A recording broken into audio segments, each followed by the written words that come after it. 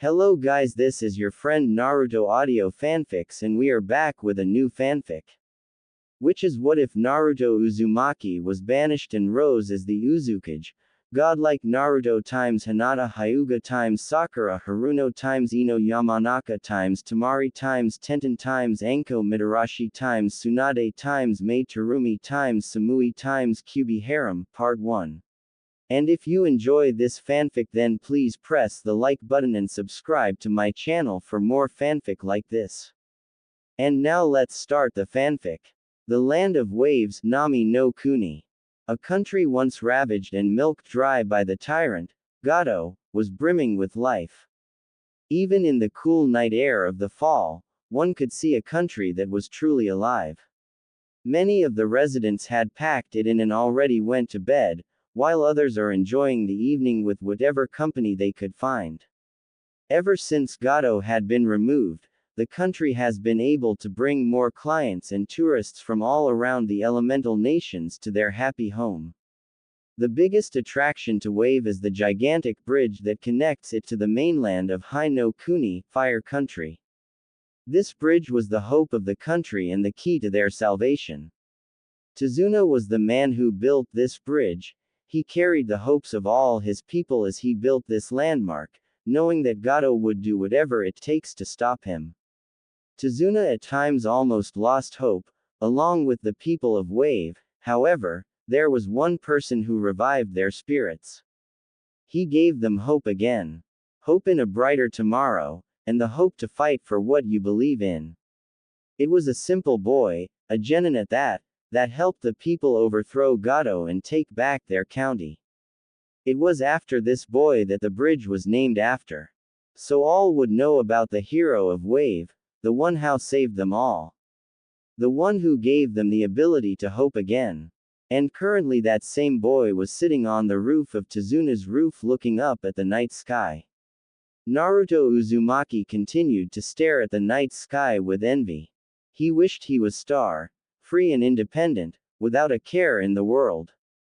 Just endlessly floating in the never-ending void of space in peace. He sighed tiredly. Something that felt like the 100th time he had done today. Things have not been too kind for the young Uzumaki.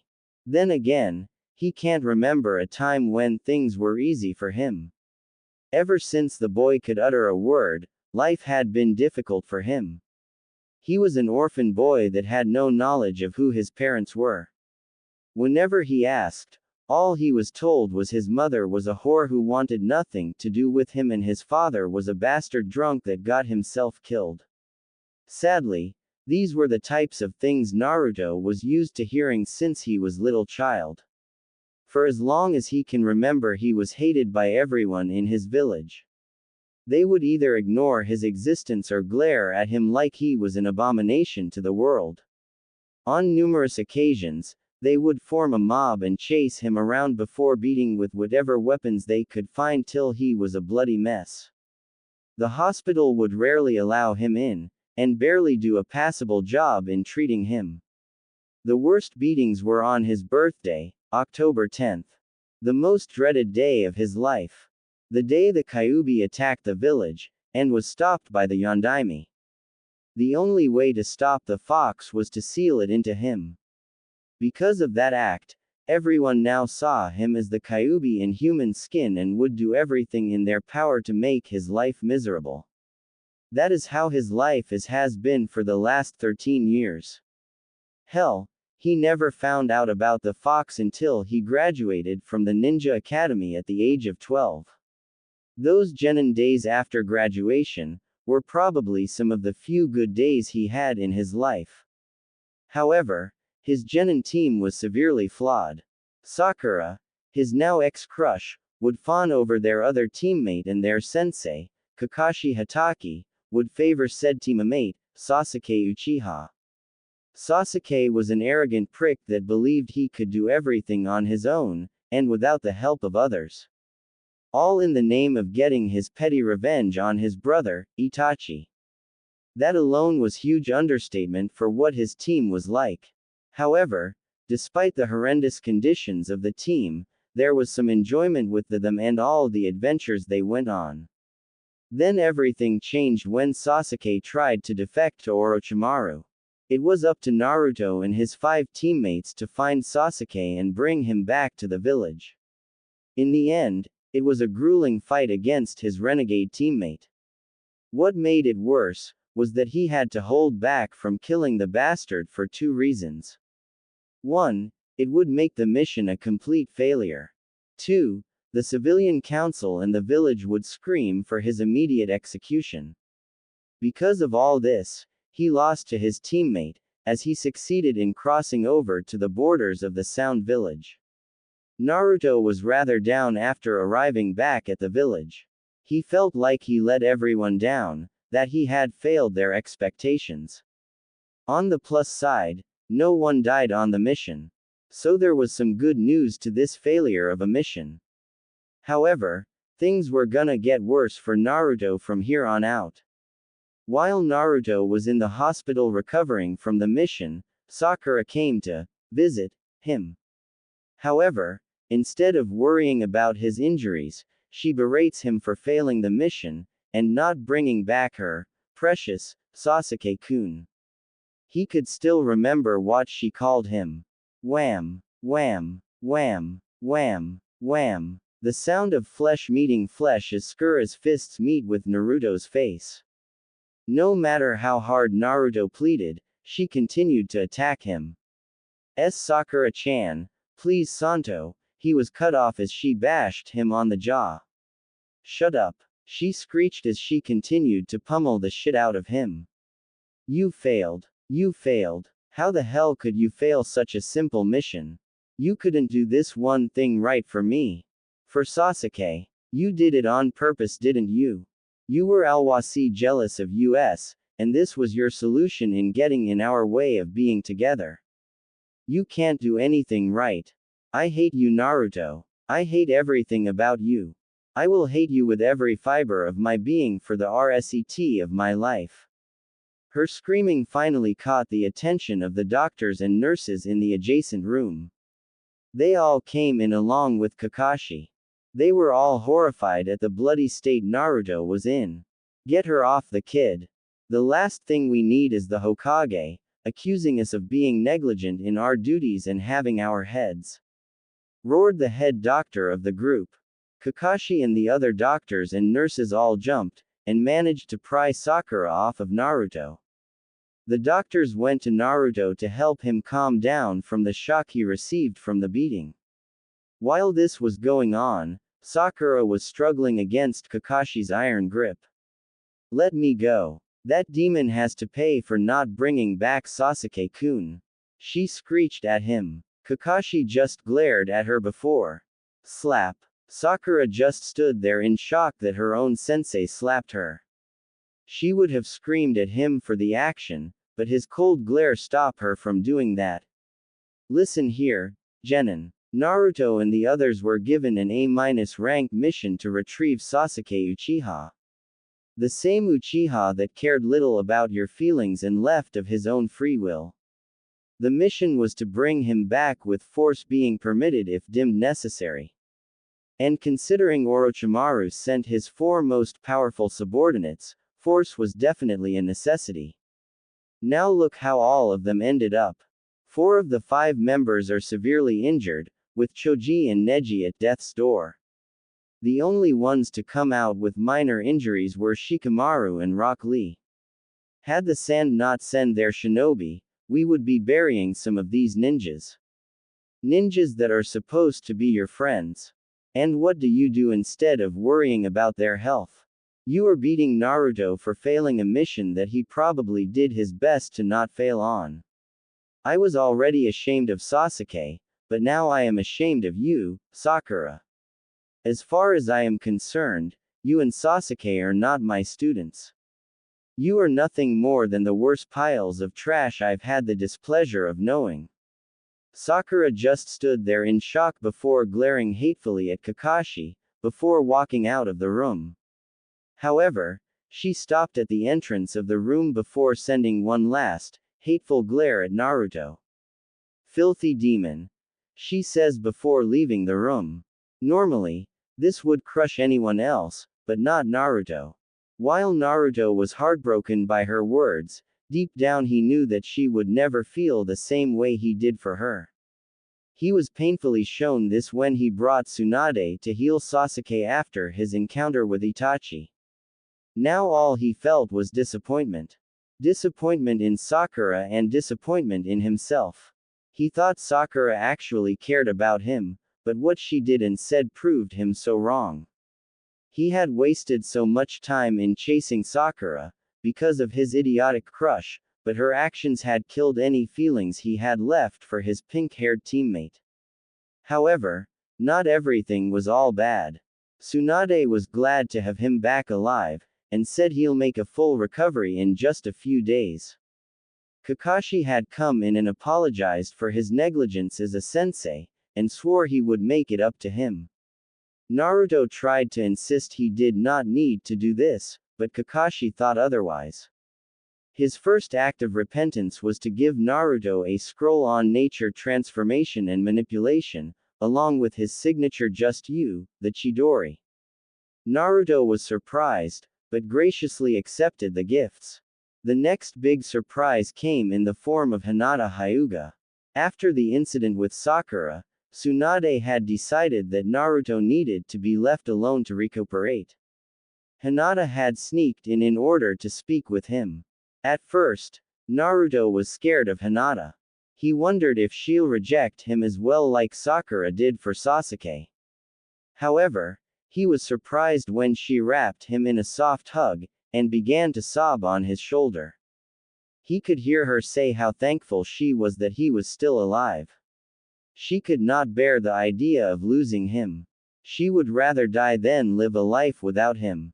Naruto was shocked. He didn't know he meant that much to Hinata. He finally asked her, why did she hold him to such high regards, when he failed the mission? Then Hinata would say words that would forever be engraved to his heart.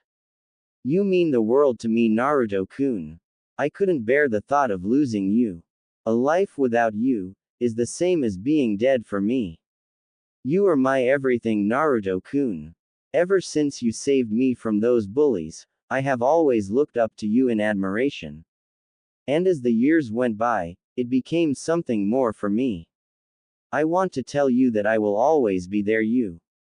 I will always believe in you, because I love you, Naruto-kun. I love you with all my heart and soul. Naruto was speechless at her confession. He never thought Hinata felt that strongly of him.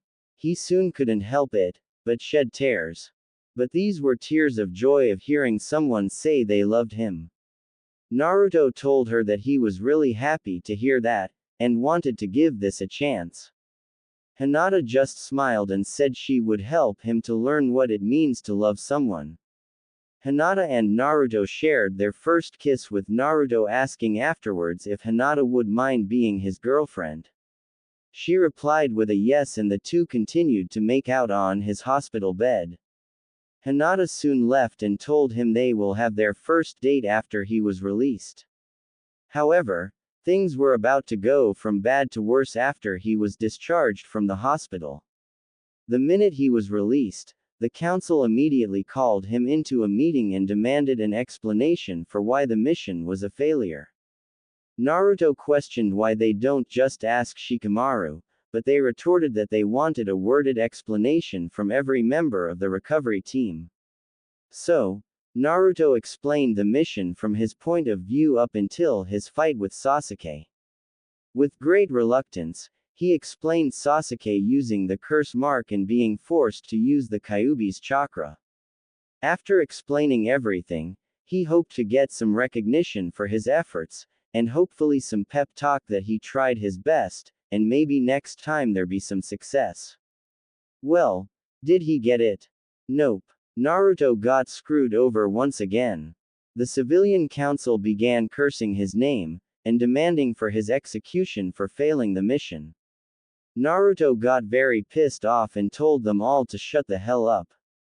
You ungrateful bastards. My team busts our asses to bring your precious, little Uchiha back, and this is the thanks I get. You may call me a demon, but I rather be a demon than the filthy mongrels right in front of me. Needless to say, none of the council liked that remark and looked like they were about blow several fuses. Before another shouting match could commence, Tsunade shut both sides up. Tsunade then demanded what the hell this meeting would entail. The old fossils of the Shinobi Council said that since Naruto used the Kyuubi chakra to create a chakra cloak and used excessive force against the Uchiha, the council sees Naruto has become a threat to the village, and needs to be taken care of. They all announced that he needs to be punished for his transgressions against the village. They all asked for hands for Naruto to be banished from the village.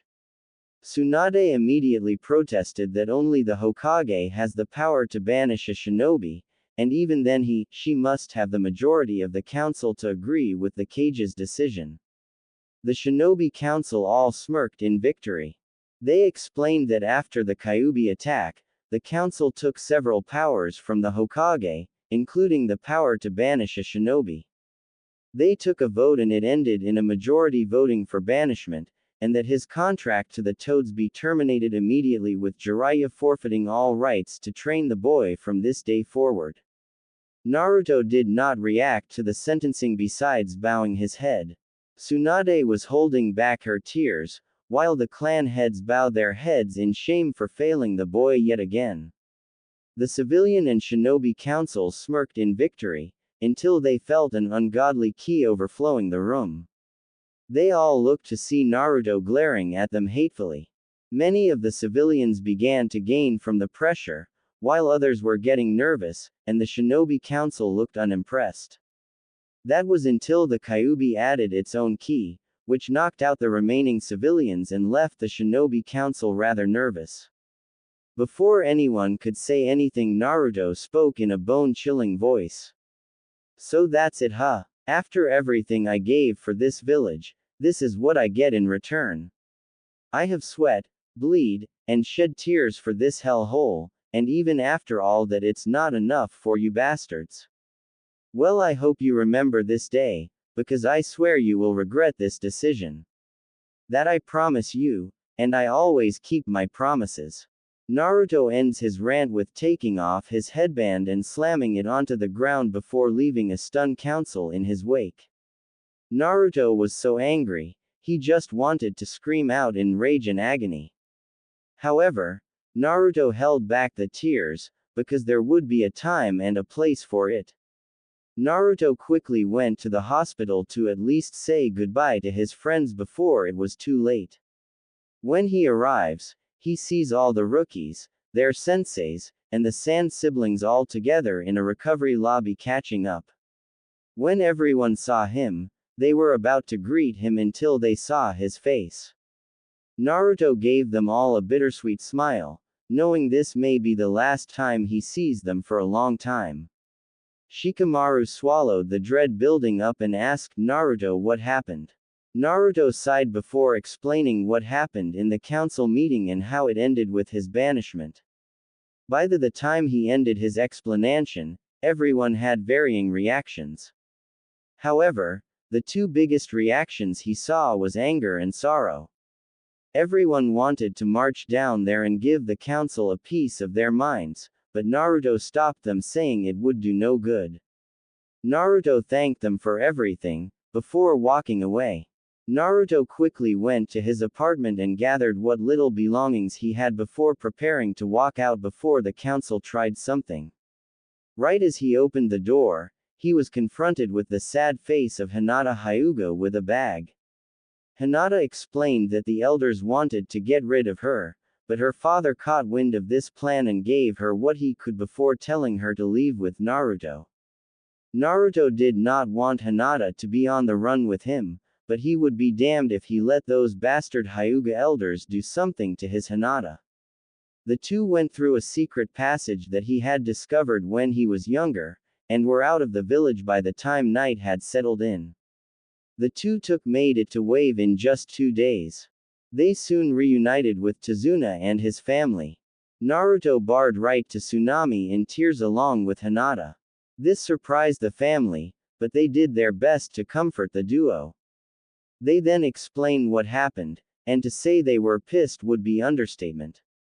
They were downright furious and swore they would make that village pay for what they did to their hero. The family decided to give the duo a hero's welcome, which the two were reluctant about, but they enjoyed it, nonetheless. It was there they were surprisingly reunited with the sound ninja, Tayuya. At first Naruto and the girl were at odds with one another, but she explained after Orochimaru left her for dead, there was nothing left for her in Oto. So she dragged herself out before some travelings found her and brought her to Wave for some medical attention. She was recuperated back to full health and decided to make a new life for herself here. Now after almost a week here, Naruto had no clue what to do next. Iwa was out of the question. He had no clue if Kiri's civil war had ended. Suna would not be a good place to stay for the long term since they were allies with the Leaf, and Kumo was definitely out after what happened with Hinata. He sighed. He could always go to Spring, but what then? The Akatsuki was still out there and there was Orochimaru and Sasuke. So what could he do? He sighed again. I wish someone could give me a sign, he muttered to himself. Suddenly he felt a pull before he disappeared in a plume of smoke along with several other people. When Naruto regained his bearings he looked to see himself, Hinata, Tazuna, Tsunami, Inari, and Tayuya in a blank void. Naruto-kun, where are we? Yeah, Blondie, where the air we? Tayuya asked before being smacked over the head by Tsunami. Language. Tayuya growled, but stayed silent. Naruto ni, what is this place? Before he could reply, Naruto and the others felt a chill envelope their bodies as if death itself was right next to them. Oh, how they wished they could take that back. A booming voice then spoke to them. I can answer all your questions, mortals. Everyone turned to see something they were not expecting. An ethereal being with red horns, long, white moopy hair. He had a pale purple tint to his skin with black nails. He wore a white kimono with a knife in his hand. He had giant teeth coming out his mouth. The most striking feature were his eyes that were completely black with a yellow iris. Naruto could not believe his luck. Of all the places to end up in, they ended up in his domain. In front of them was the Shinigami, the god of death. They then heard a giggle around the void. Now Shin-kun, don't square the poor kids. I think they have been through enough for one lifetime. There was a flash of light that blinded everyone. When everyone regained their vision, they saw another figure next to the Shinigami. She was beautiful woman in her early 20s. She silky black flowing down to her back. She wore a long, flowing black kimono with the sleeves detached. On her chest was light red ribbon with a leaf ornament at the center. Her face had a light complexion, but the most stunning thing were her eyes. They were a deep shade of dark blue like the night sky. Everyone wondered who she was, before she began speaking. Hello everyone. My name is Izanami, goddess of life and death. I have come here to speak to all of you. More specifically, I came to speak with young Naruto-kun. This made everyone, including the blonde tense, what could two of the Shinto deities want with Naruto? The reason I wish to speak with him is to offer him a proposition as the last heir of the whirlpools and the last descendant of the prince. Naruto and company continued to stare at the two deities in shock, not knowing what to say. After all, it's not every day you get two important figures from the Shinto pantheon visiting you. However, the question they all had is what did they want and what did they mean that Naruto is the lost prince of Whirlpool? Naruto wasn't sure what to think, but decided asking was better than staying quiet. Forgive me, Izanami-sama, Shinigami-sami. But can you explain what do you mean by being the heir of Whirlpool or being last descendant of the prince? He asked, genuinely confused about what's going on. The two deities looked at the boy in sadness. Both knowing how much has been stolen and kept away from him, but no more. They will no longer stand by and do nothing. It was time for a change. Before we answer that Naruto, there is one more person that should be here. The Shinigami then raised his hand towards the blonde and held his opened palm towards the boy. Naruto then felt an odd sensation as a red orb came out of his chest. The orb floats toward the death god until he squeezes his hand shut, and the orb suddenly glows brightly, causing the mortals to cover their eyes. When the light died down, the group looked and were completely dumbfounded by what they saw. In the place of the orb was one of the most beautiful women that any of them had ever seen. She was in her early to mid-20s with cream-colored skin, raven hair that went down her waist, and a revealing red kimono dress that showed off her impressive figure and assets. However, the most distinguishing feature of the girl was the black fox ears on top her head, the 3 whisker marks on her cheeks, and her 9 snow-white tails curling all around her. None could utter a word at the new guest with them. "State your name," commanded the Shinigami. The woman opened her eyes and revealed her golden, slitted eyes. "My name is Yoko Ari, queen of all the Biju. One of the 10 children created by Hagoromo Otsutsuki, the sage of 6 paths." Everyone's eyes bugged out as they heard the vixen's intro.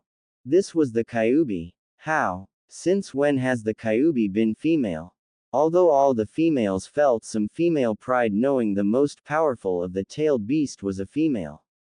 Ari noticed the stares and gave a fanged smile. "Do you like what you all see?" Everyone, especially the guys, gained a healthy blush and did their best to turn heads. Naruto had to turn his eyes away since he felt wrong ogling at another girl, while attempting at being in a relationship with Hinata. Ari saw this and gained a very sly smile. She found Naruto's predicament very adorable and decided to have fun with him and his girlfriend. She slowly walked towards the duo and then took Naruto's chin by her delicate fingers and turned his head so he was looking at her. "Is there something wrong, Naruto-kun?" she purred seductively. "Does my human form not appeal to you?" she purred out as she allowed her assets to jiggle in front of her vessel. Naruto could feel his face turn a new shade of red that could give Hinata a run for her money. He could feel his resolve being dissolved in front of the goddess demoness. However, he felt his arm being pulled in between 2 soft pillows. He turned and his eyes soon began to bug out of his eyes. Hinata was clinging to his arm in between her. But what was getting his attention was her face. Her lips were puckered up and she was glaring at Ari in envy. She was already self-conscious of seeing Ari's body, but she would be damned to allow the vixen to take her sunshine from her. "Naruto-kun is mine, Ari-sama," Hinata retorted with as much steel as she could muster. Naruto and everyone gawked at the girl's bold statement to the demon queen. Ari just smirked. She liked this girl's attitude. So many possibilities. Everyone turned to the Shinigami and Izanami looking at the trio in amusement. As entertaining as your shows of affections are, we have a schedule to keep up with. Everyone turned to the two with serious expressions, none more so than Naruto, who wanted answers to their previous inquiry towards him. "Can you please tell me what did you mean earlier? And why did you bring Ari out? What do you want from us?" The two gods sighed before looking at each other, then at their audience. "There are many reasons for why we have brought you here, and now it's time to explain ourselves." They then looked directly at Naruto. "It's time, Naruto, for you to hear about the origins of your family." The two then created a sphere and set it above their audience. "Behold the history that has been lost through the sands of time." The group then see a very young woman with snow-white hair, pale skin, and red lipstick and wearing a very formal, white kimono. However, what got everyone's attention was her eyes. She had the Byakugan. Everyone was surprised, especially Hinata.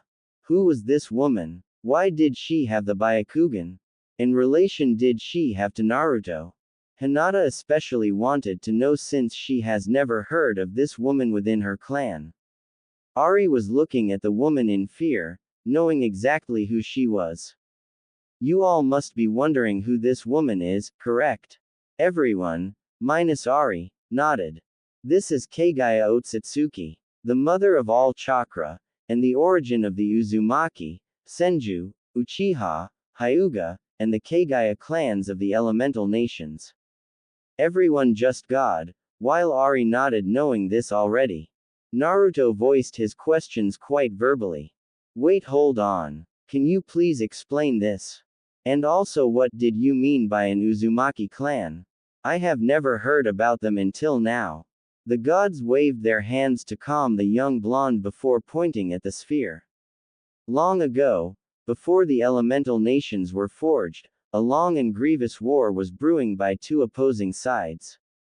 The fighting had gone on for centuries without a sign of ending, and the very landscape they fought was being corrupted as blood continued to be spilled into the earth. There was only one place that was never touched by the war. A garden created by us. This was meant to be a paradise that only the most worthy would be able to find and enter. At the center of this garden was a tree. This tree was known as the Shinju tree. A tree that we, the very gods themselves, created. This shocked the group as they saw the massive tree. We created it as a gift to humanity. It was meant to be a symbol of our power, and to promote peace for all humans. It was meant to inspire humanity to push beyond their normal limitations and to pass this on to the rest of the world. However, there was one special feature that we included with this tree. Every few years, a very special fruit will begin to bear in the lower parts of the tree near the earth. This fruit was infused with our essence, thus eating it could a regular become a demigod. We decreed a law that no human will ever eat the fruit whenever the tree bears it. For some time this worked as no human ever tried to eat the fruit, regardless of how bloody the war went.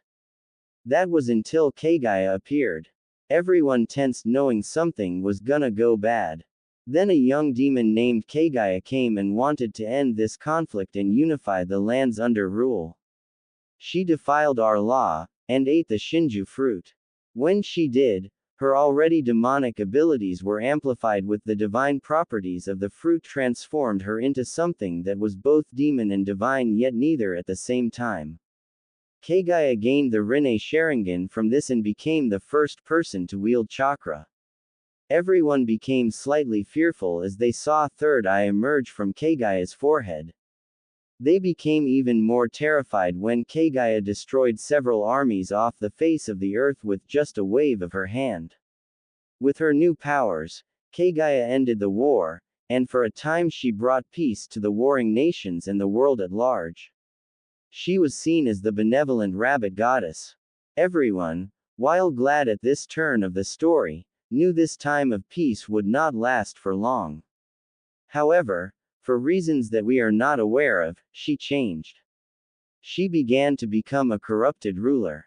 She let the power get to her head. She believed she should be the sole person with chakra and began imprisoning humanity to steal their life energy. She would have succeeded had her sons, Hagoromo and Hamura Otsutsuki, not chosen to defy her rule. Everyone's jaws dropped at the titanic battle that took place between the chakra mother and her sons. The two managed to fight her off, until seeing her sons betray finally made her snap. She fell into a maddening rage of insanity. She absorbed the entirety of the Shinju tree into her own being. She went into a terrifying transformation into a monstrous form that suited her persona as the devil rabbit goddess. Her new form took a nightmare human form with a flower bud on her back, and 10 tails swaying behind her. From then on she became the Jubi, the 10-tailed beast. Everyone stared in fear at the monstrosity. Hinata cuddled to Naruto in fear. Ari stared at the monster Kagaya turned into, having a wave of fear and nostalgia hit her. Her time before becoming a Biju was limited, but there were bits and pieces she still remembered. One was remembering the power that Kagaya oozed out could be felt even in hell. The two brothers fought their mother off for days. The very land they fought her in was split into numerous pieces. The sky cracked and the ocean stormed in wake of their battles. Eventually the brothers succeeding in sealing her in a large planetoid while draining her out, leaving her powerless. The planetoid went up to orbit and became part of the moon. The two absorbed the power into themselves, although Hagoromo took the majority of the Jubi's power into himself. By this point, everyone's jaw couldn't go any further down, and just decided to listen in on where this history lesson was going. As time went on, they began to teach the world of Ninshu to become a part with the natural energy of the world and use the energy they have within themselves to better understand the world around them along with each other and most importantly, themselves. Eventually Hamura left to the moon to watch over his mother with a select group of followers. However, he did leave a family of supporters to continue his beliefs. These people would later be known as the Hyuga clan. Hinata's eyes widen. Her clan never told her about this. Hell, her clan never even spoke of Kagaya. She wouldn't be surprised if the so-called elders decided any history that they didn't like be erased so they could keep dominance within the clan. As time goes on, Hagoromo had two sons, Indra and Ashura. Indra gained Hangoro's eyes and incredible intellect. He believed that through power, peace can be achieved. His brother obtained his father's body. This gave him incredible stamina and longevity that could not be matched by anyone. He believed it was through love and understanding that people can come together. When the time came to choose a successor, he believed Ashura should be the heir. However, Indra did not accept this. He felt Ashura stole what was rightfully his birthright. This led to a battle between the two that would continue on with their descendants. Before he died, Hagoromo, getting an idea from Ashura, took the Jubi's power within him and split the power into 10 separate powers. However, he needed sentient beings to truly take the power. So, he summoned 10 demons from hell to do this. One of these 9 was Ari. Thus the Biju came to being. From 0 tails to 9 tails.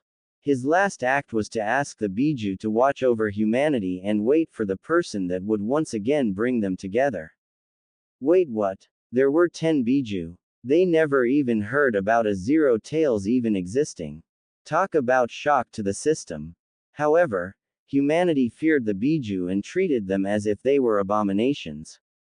The constant hatred and rejections corrupted them and they became the so-called nightmarish monsters that you know today. However, while this was going on, the families of Indra and Ashura continued to fight against one another.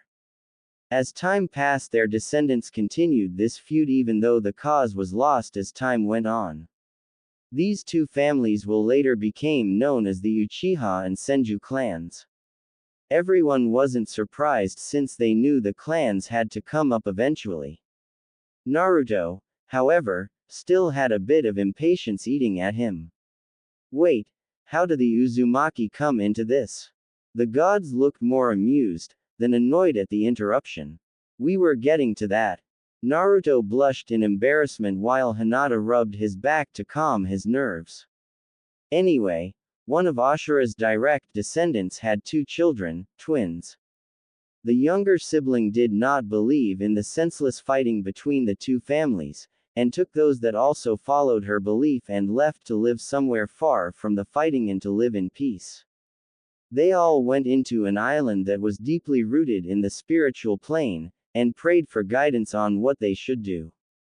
That is when we appeared before them. We also did not see fit with the constant fighting of the two families. We feared one day, Kagaya may use this as an opportunity to come back through one of her descendants. We asked them to be our representatives to help keep the other families at bay, while not succumbing to either of the family's ideals. They agreed as long as we agreed to protect all future descendants of their new family. We blessed them with a portion of our spiritual powers, which caused their stamina and longevity to increase even more. Their bodies become much more durable along with an incredible healing factor. Our blessing also caused their hair to turn different shades of red. a sign they took as a form of their new allegiance, their new family. They gained the ability to fight evil spirits, demons, and created a fighting style that had the grace and power of a god, but the ferocity of a demon. This is how the Uzumaki clan came to be. Naruto and the others stared at the deities after what they just heard. To think that 5 of the most famous, infamous clans in the elemental nations came from one being was insane. However, something clicked in Naruto's head about the Uzumaki clan and connecting it to a certain red head in the void. Wait, if all Uzumakis have red hair, does that mean that? The gods nodded. Yes, Naruto, that makes you and Yuya originate from the same clan. You two are family. This shocked everyone in the void, especially the aforementioned relatives. The two continued to look at one with shocked awe. The two never knew anything about their families on either side of their parents, so this was startling revelation.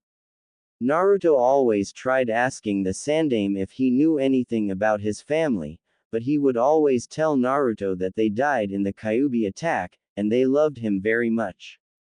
That was it. He never got anything else about his family, hell, not even about his other relatives. Hell, he was never told anything about having a clan.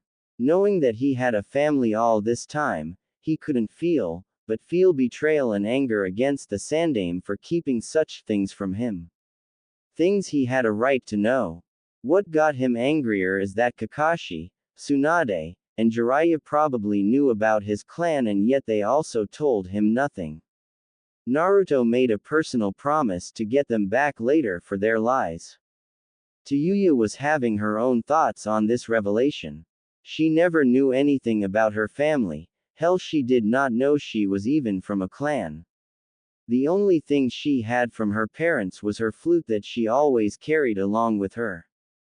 The one thing she did remembered is that she always lived on the streets due to her parents dying at a young age, until Orochimaru found her. After that, it was training and experimenting on her body and the other test subjects until she reached her current situation in Wave. Now then, much time passed until we get to the founding of your village and the first Hokage being chosen, Hashirama Senju. However, the Uchiha leader at the time, Madara Uchiha, was not keen at the way things were going for the village, especially for the Uchiha clan. Eventually he would leave the village when the Nadaime Hokage was nominated. This would lead to the legendary battle between the two strongest shinobi of their times. The clash created what is now known as the Valley of the End. This leads to the current descendants of Indra and Ashura. That person is you, Naruto. Everyone could not believe what they were hearing. Naruto was from a long line of family rooted in spiritual world. Not to mention he's basically the descendant of the first person to hold title of God of Shinobi. While they understood Ashura, how was Naruto related to Indra? Wait, I understand everything you just said, but how am I related to Indra? Shouldn't I only be related to Ashura, because of my connection to the Senju and Uzumaki clans? Naruto asked, generally confused. The Shinigami answered. The answer is simple. You are part of the Uchiha clan on your father's side of your family. Naruto's eyes widen. My father. With uncertainty, Hinata looked at her boyfriend, sadly. She knew how much it meant to him to know any little detail that involved his parents. Any orphan would be like that. But Naruto was much more serious since he was constantly hated and told vulgar lies about his parents. Everyone called his mother a strung-up whore that wanted nothing to do with him, and his father was a deadbeat bastard that cared little of him or his mother, and probably died in a ditch like the pathetic loser he was. Now he finally might get answer on who his parents were. The two gods nodded sadly. Naruto, the revelation of your parents begins with the most important day of your life. The date of your birth. The orb then glowed before everyone saw a woman appearing in the screen. She had long, crimson hair with violet eyes. Her face was contorted in pain. Everyone's eyes widen as they realize who this was: Naruto's mother, Kushina Uzumaki, giving birth to him. The orb then turned its attention to another. This was a man with spiky blonde hair and blue hairs. He was telling the woman to keep going and that he'll hold the seal.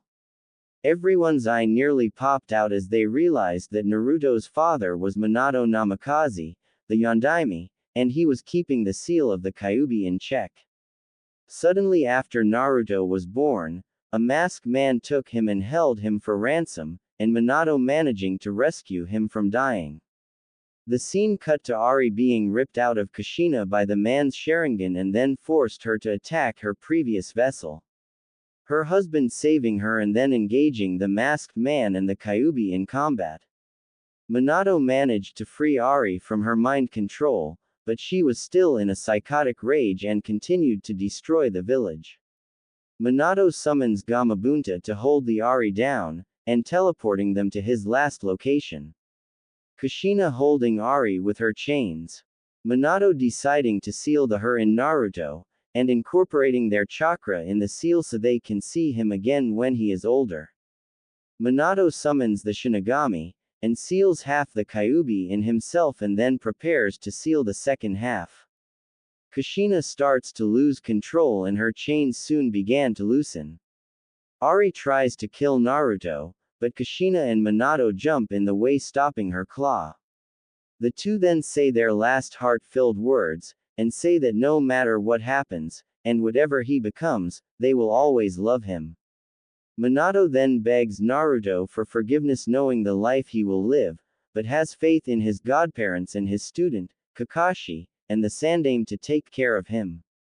He tells his son, he believes he will arise to greatness and to become something greater than he ever was, whether good or bad, is irrelevant. All he wishes is that he tries to live a life of peace and to try to have a family of his own. Their final words are to live long and happy, and remember, they will always be watching him. Naruto had no clue when he began crying, but he did not stop them as he let the information he was told sank in. His father was Minato Namikaze, the Yondaime. The same man who sealed the Ari within him. He was honestly happy to know his family after being left in the dark for so long about. That didn't stop the growing lump of hatred and bitterness at not only Konoha, but also those close to him. How many knew the truth? How long were they going to keep this from him? Were they ever going to him the truth, or would they lie to him until they felt like talking? Naruto then felt two pairs of arms encircling him and bringing him into a hug. He turned to see Hinata and Ari giving him a hug. Naruto-kun, I know you are feeling a lot of things, but we need to finish hearing what Shinigami-sama and Izanami-sama have to say. She's right, Kit. So clean your nose and wipe the tears. The son of the yellow flash and red sea of carnage should have his head held high. Naruto chuckled, but then heard a gasp from the two and saw them looking straight at him. What? He asked. Naruto-kun, why your eyes? They changed. Naruto's eyes changed, before taking out a kunai and looking at his reflection on it. His eyes widened when he saw what was looking back at him. His eyes were no longer a deep shade of blue. They were now a blood red with one tomo on the left eye, and two tomo on the right eye. Naruto was speechless. Sharingan. He whispered. Well, this was an expected surprise. Naruto looked at the two gods. Huh. You see, Naruto, one of the many ways to unlock the Sharingan is through an emotional or traumatic experience. The reaction of seeing your parents and their death must have awakened it. Wait, if that is true, why did it never awaken before? I have been through enough shitty situations up until now. Why is it only waking up now? Naruto asked, generally confused, not noticing Tsunami's glare. Cough. That may be because of me. Naruto turned to Ari, that was sheepishly scratching the back of her head. What do you mean, Ari-chan? Naruto asked curiously. Well, because of me being sealed within you, it's possible that my presence within you suppressed your bloodline from activating. Wait, if that is true, what about my Uzumaki bloodline? Ari shrugged her shoulders. Best guess is that you are the first Jinchuriki to be the child of my previous vessel. So as you developed in your mother's womb, my chakra entered your body, helping in your development, which gave you a much higher chakra capacity even for Uzumaki standards. So your body was more accustomed to my chakra than any other Jinchuriki. Not to mention how are you gonna activate a bloodline if you don't know you about it? Hell, I didn't even know your father was part Uchiha until now. Naruto thought about this explanation before nodding. Well, I can't exactly blame, considering all the shit you have been through and you honestly didn't know. So I guess I can let this go for now. Ari smiled in gratitude until Tsunami smacked Naruto upside the head with a frying pan. Ow. What the hell, Tsunami? Only to be smacked again by a growling Tsunami. Language, Naruto. I will not have you corrupt Inari with that foul mouth from either you or Tayuya. Am I clear? She hollered with Naruto frantically nodding while everyone else sweat dropped. Where did she get the frying pan from? Was the only thought the other occupants had. The Shinigami coughed to get the attention back to the matter at hand. Naruto, now the reason we have called you here is to give a warning. A darkness is approaching, one that threatens not only the elemental nations, but the rest of the world. You are the only one that can stop this. Naruto looked at the two gods as if they had gone insane. What could an exile genin do against a threat that will destroy the elemental nations? No amount of shadow clones and Rasengan spamming will stop them. But I am just a kid with barely any training, what can I achieve on my own? My dear boy, you underestimate the ripples a single person can make to the rest of the world. You have already done many amazing feats for such a young child, would this be any different for you? You are meant for great things, Naruto Uzumaki Namikaze, and we never said you will be alone. Naruto thought about all the things he has done so far in his career. He inspired a wave to stand up for themselves and to fight for their freedom. He helped Shibuki become the leader of the waterfall village. He helped Gaara find a new purpose in life. He got Tsunade out of her depression to become the 5th Hokage. He helped save another country with the mission in snow, spring, and got Koyuki out of her funk to become the ruler her people while also dethroning her evil uncle. Finally, he helped save the land of Tea from being controlled by a shady and corrupted family. However, he got confused by her last statement. You forget all the allies you've made all around the elemental nations and you have forgotten about your missing Uzumaki brethren. Everyone's eyes widen. What?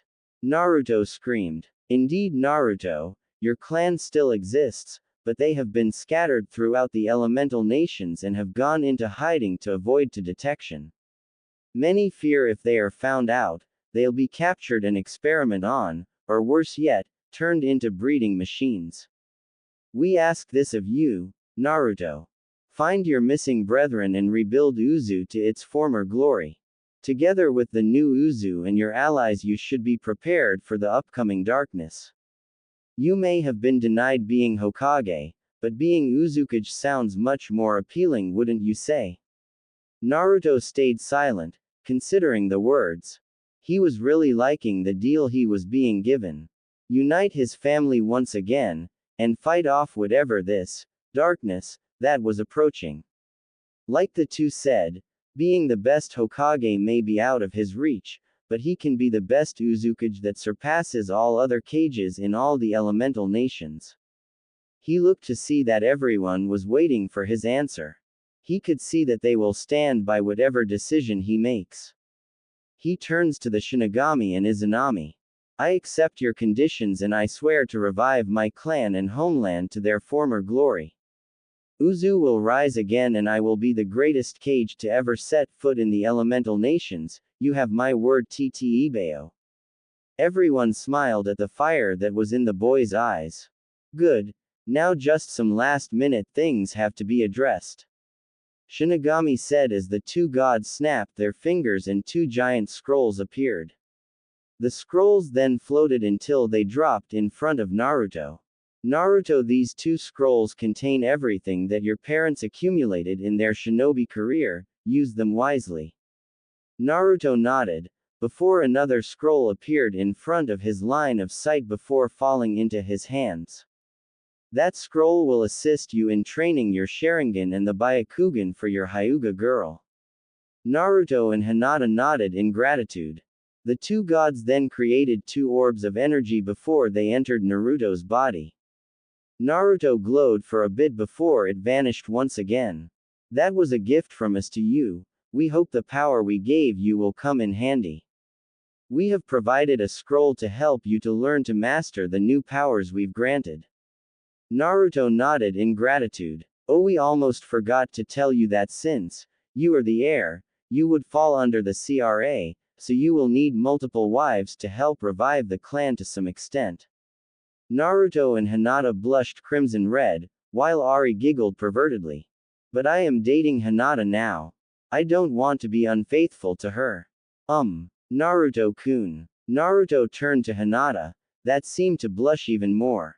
I wouldn't mind sharing you with others, as long as you don't go too crazy. It could be fun to have more than one girl with us. Naruto and the other mortals just stared slack-jawed at what the young Hyuga was implying, and the other two mortal females had a noticeable blush on their faces. Ari just giggled even more, while the gods looked amused. Yay! I'm gonna have a lot of kidlings to spoil for many years.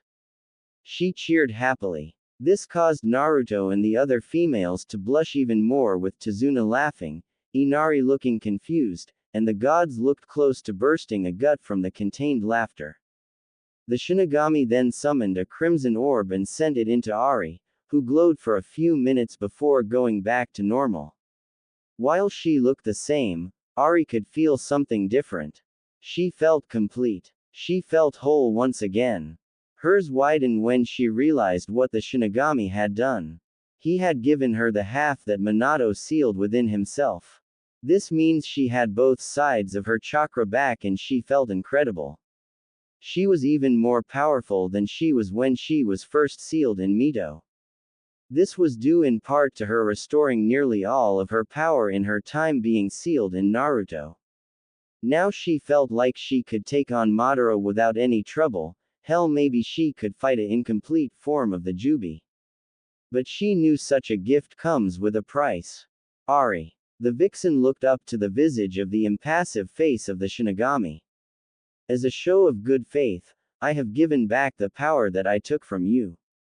This is a peace offering for your second chance. I am also changing the seal, allowing you to come out when you like and to change the mindscape to whatever you like. Naruto will also get the key to the seal, and it will be up to him when the seal will be unlocked. Ari bowed in gratitude toward the death, since he had no direct obligation to do this for her. However, Ari looked up to the cold visage of the death god. Remember, we are giving you this chance to live in peace. If you try to take advantage of Naruto or his loved ones, know that no power you obtained will protect you from my wrath. Do you understand, Yoko Ari? Ari nodded very quickly, being very scared of the death god at that moment along with the mortals. The gods then turned their attention back to the mortals. Now Naruto, we will be sending some allies to help you along with your journey. They will prove to be powerful allies, but you must show them that their loyalty will not be misplaced. Do you understand? Naruto nodded. Well, Naruto, this is goodbye for now. Good luck, young prince, and remember that the gods and your clansmen will always be with you. There was a flash of light that blinded everyone. When Naruto regained his bearings, everyone was in the living room of Tazuna's house with an extra occupant, Ari. So that was not a dream? Inari asked. Naruto shook his head. No, let's get some sleep and we will figure out everything tomorrow.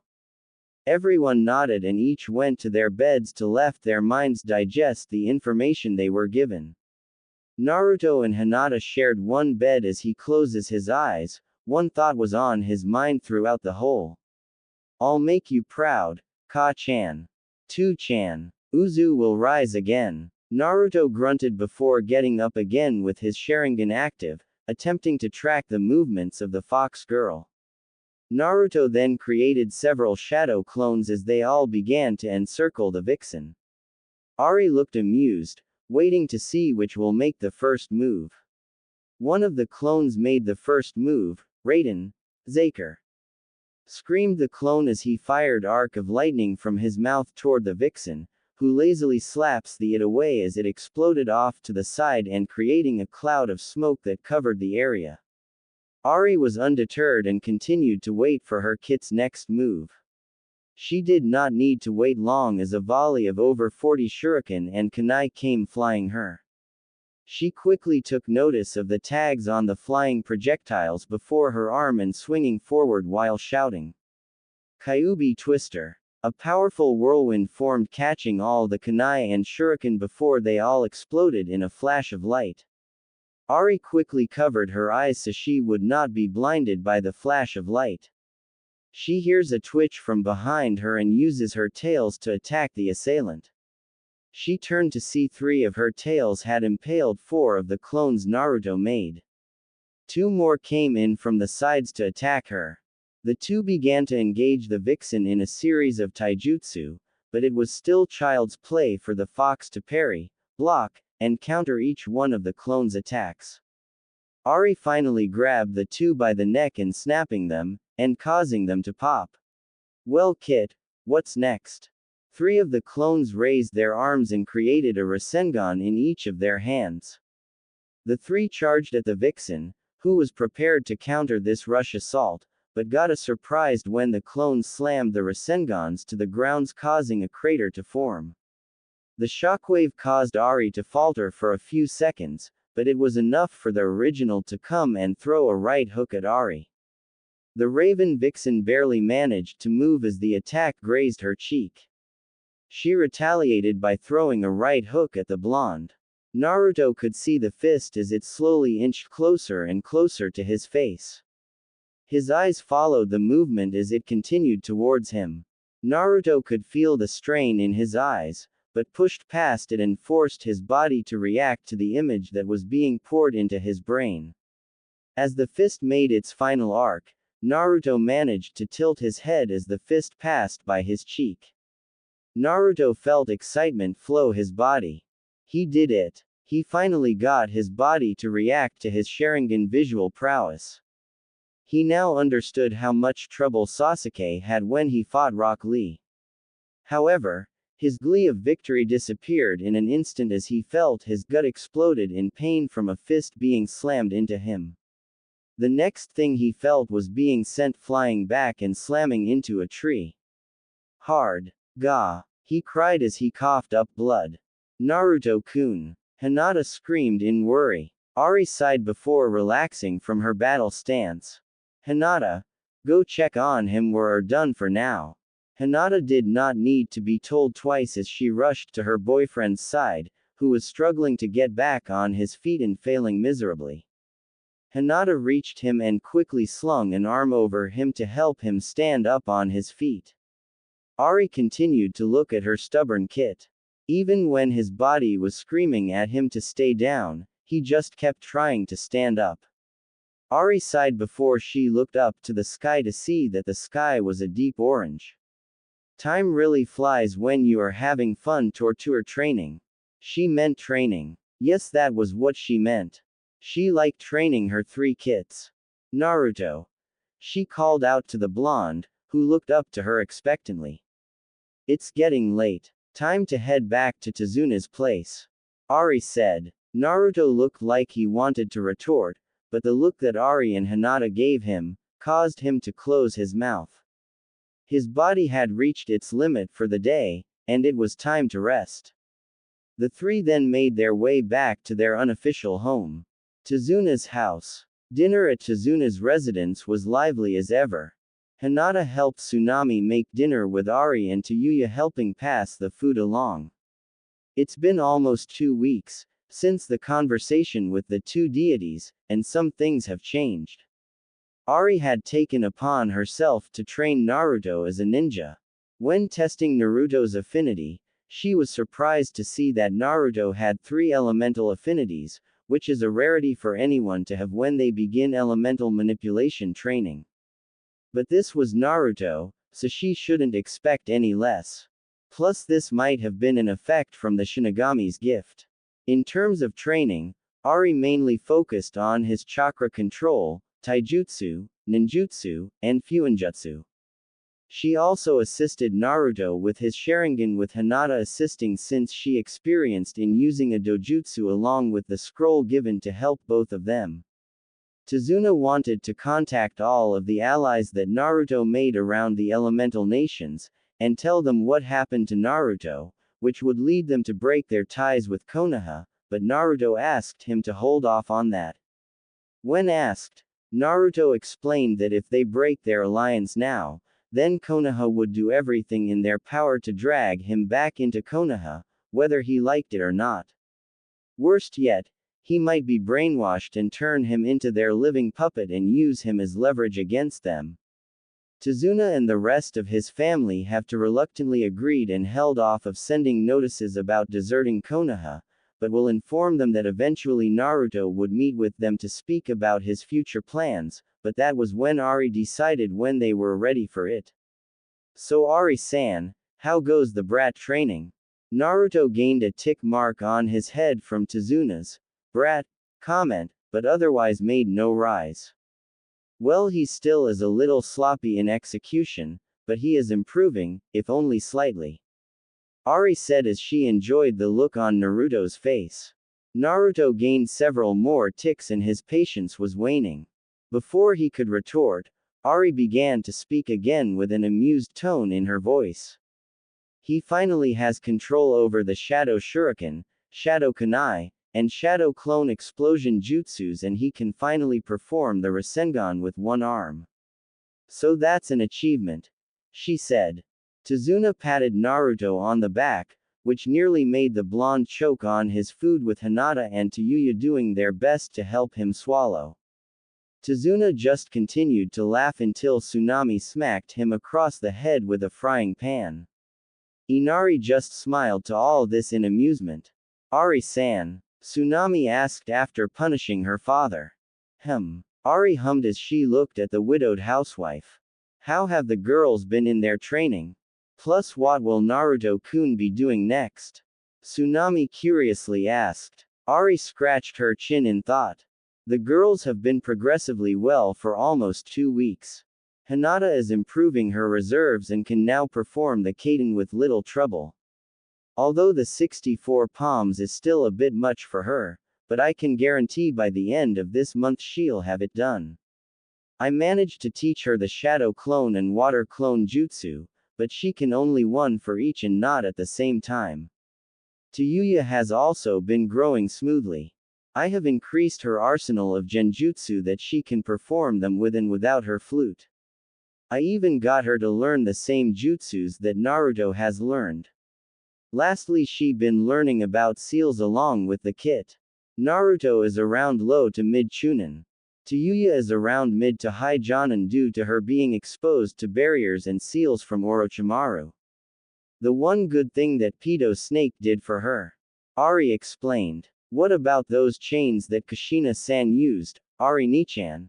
Inari asked. That got everyone's attention. They all wondered Ari had not helped Naruto and possibly Tayuya to see if they are capable of using the chakra chains. From the memories they saw from Kushina, the chains would be a valuable asset if they are capable of holding the strongest biju. Not to mention they have Kushina's scrolls on the chains. So what was the problem? The answer is quite simple. I am not sure if either of the kits have the ability to make those chains. While Naruto has a higher chance of having them due to his mother, his chakra control is still lacking. I need to improve his chakra control before attempting to see if he has the chains. Ari said as she looked at Naruto, who was looking back intently. You learning to perform the Rasengan with one hand was your first step in improving your control. I plan to take your control even further. When you reach at least low Jonin level control, that's when we'll start working on the chains. Both of you, I mean. Naruto and Tayuya nodded, accepting the logic. Both knew they can't rush into this or they may cause permanent damage to their bodies. Healing factor or not, Naruto knew even he had limits to what he can recover from. Thankfully, thanks to the influence of Ari and Hinata, Naruto's patience has improved and he has been learning to keep his temper in check. This is especially was important to have when he got frustrating in trying to understanding his parents' notes on the sealing arts. No one ever said that learning seals would be easy. What about the powers the Shinigami gave me? Naruto asked. Ari sighed. Everyone was listening intently. Ari had mentioned before that she would enter the seal on occasion and try to figure out what the orbs the Shinigami gave Naruto. Ari nodded. Yes, I believe the Shinigami granted you something similar to a bloodline with one of the orbs. A very powerful one at that. But the other one is still a mystery. Do you know what the bloodline entails? Naruto asked. He was curious about the second orb, but knew its abilities will eventually be revealed when necessary. Ari nodded. From the scroll, the Shinigami calls it the Sky Release Bloodline. It complements your affinities for wind, lightning, and water. You'll be able to freely to manipulate, control, and absorb the elements without the need of hand signs. You can also combine the elements with one another. You can combine wind and water to form ice release, water and lightning to form storm release, and wind and lightning to form the swift release, and finally you'll be able to combine all three affinities, create and command all types of weather patterns at will. Honestly, it's an appropriate bloodline for someone of the Uzumaki clan. Ari explained. Everyone's jaw just dropped at what they just heard. That had to be one of the most broken bloodline abilities they have ever heard. Naruto would be the equivalent of a god on earth. Naruto had stars in his eyes. This sounded like the bloodline expansion that he caught a glimpse of his in parents' notes. This will be perfect for him to help rebuild Uzu and to fight off the Akatsuki, Orochimaru, the impending darkness that is approaching, or anything else that'll threaten his loved ones. Naruto got out of his daydream when Ari addressed him. Gomen, Ari-chan. Can you repeat that? Naruto said sheepishly. Ari just shook her head in amusement. Naruto, this power along with the other one will affects to your body. This got everyone slightly concerned. What do you mean? Will my body not be able to handle it? Naruto asked. Ari shook her head. It's more likely that your body will adapt and absorb the power the more you use it. The thing is that this may change your biology into something else. What exactly you'll become at the end, I am not sure. However, I can guarantee one thing, you won't be human anymore, she said. Naruto lowered his head in contemplation, while everyone else remained silent. No longer human. For years he had tried to prove others he was not a demon, that he was human just like everyone else. But as he traveled to other countries and saved them in some way, the people always treated him like a hero. Nami proved this when no one abandoned him when they found out he was the Kyuubi Jinchuriki. In fact, they looked up to him even more. Now he finds out that to bring back Uzushio and his clan, he may have to give up his humanity. No, that's not exactly right. Naruto shook his head. Naruto, I know this difficult, Ari began. No. Naruto cut her off. Ari just looked confused. What?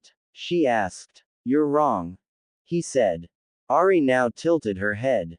What do you mean? She asked as Naruto sighed. You say that if I accept these powers that I will become something else. Something that's not human. But answer me, Ari, what do you define as being human? That everyone gained a thoughtful expression. Is it having a mortal body that eventually dies? Is it a being that can wield chakra? A flawed species that is prejudiced to their own kind for the most pathetic of reasons. Ari and everyone else flinched at the last one. Being human can mean a lot of things, and each person has their own reason for following their meaning of that. Zabuza always believed himself to be a demon. A monster with no feelings of love or compassion, and yet he shed tears for the loss of Haku. A demon capable of shedding tears. You are proof as well. You feel guilt and shame for what happened to my parents. That mean that what matters is the heart and soul of a being that defines if a person is still human. No matter what happens, I will remain unchanged.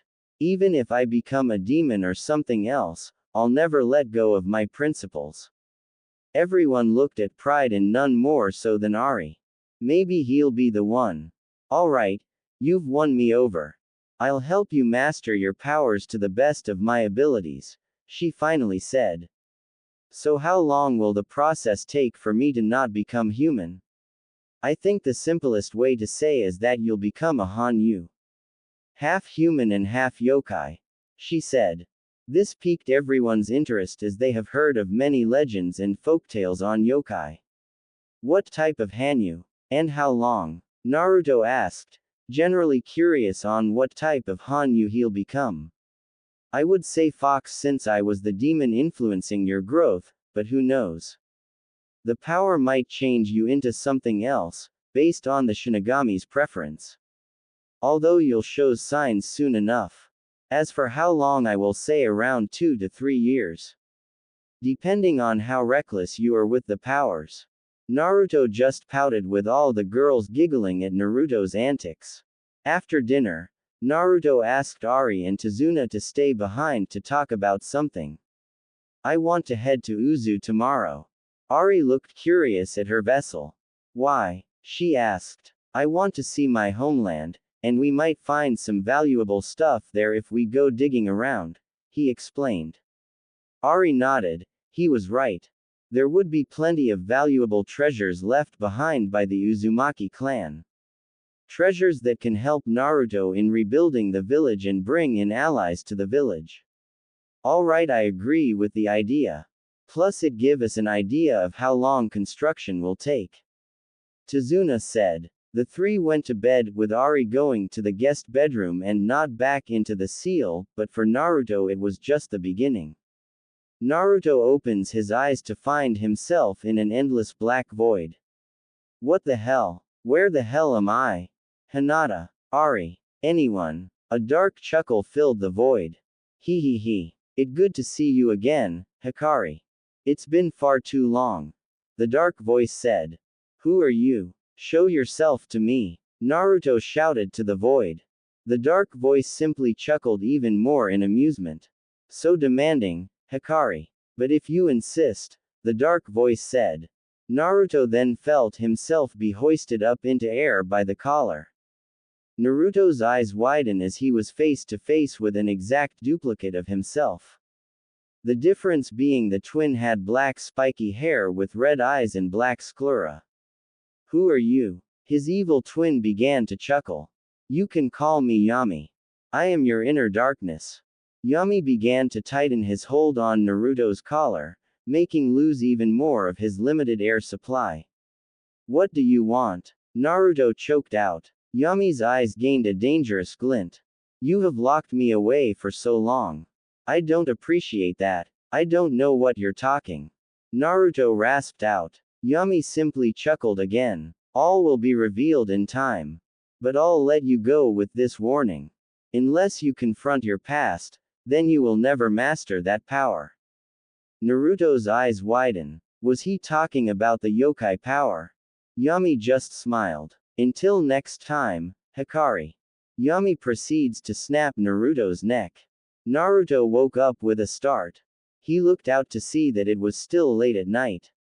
He turns to see Hinata in her sleeping gown.